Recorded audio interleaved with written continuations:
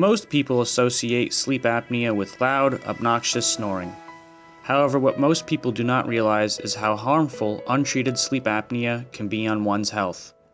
Sleep apnea can be a contributing factor to heart attack, stroke, depression, and extreme daytime fatigue. The most common form of treatment is the cumbersome CPAP machine. An estimated 50% of patients find CPAP intolerable and discontinue its use, leaving their bodies vulnerable to the health-deteriorating effects of untreated sleep apnea. Another form of treatment is through dental sleep appliances, the number one alternative to CPAP therapy. Sleep appliances in recent years have become so effective that they are now considered a first-line treatment for most mild to moderate cases of sleep apnea, and have even shown success with very severe cases. Dental sleep appliances are comfortable, effective, and easy to use, and in most cases will be covered by medical insurance.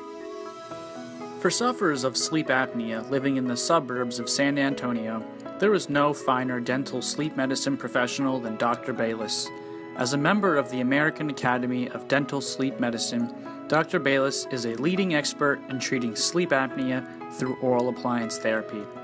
Dr. Bayless accepts most medical insurances and welcomes new patients to schedule a sleep evaluation.